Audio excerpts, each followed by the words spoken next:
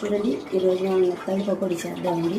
బండ్ల మీద అమ్ముతుంటారు కదండి, నెత్తళ్ళ పకోడీలా తయారు చేసి అలా మనం తయారు చేసుకుంటాం ఈరోజు.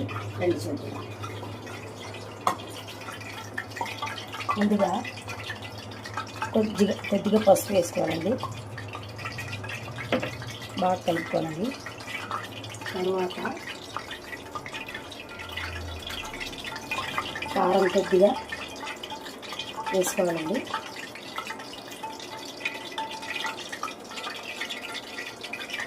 తర్వాత సాల్ట్ అండి, కొంచెం శనగపిండి,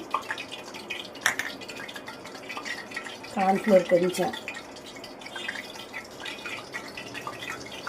చూసారా అండి, బియ్యం పిండి అండి ఇది. ఇంతేనండి, పిండిలా కలుపుకో.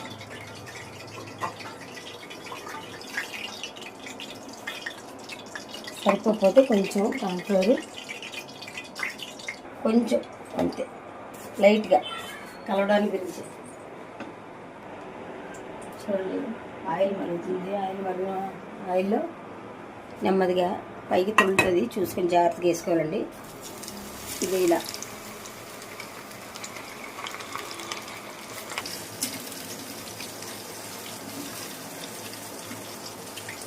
తీసి సర్వ్ చేసుకోవాలి. చూడండి, ఇలా బాగా ఎర్రగా వేగిన తర్వాత తీసి సర్వ్ చేసుకోవాలండి. అంతే పెద్ద పని ఏం కాదండి, చిన్నగా.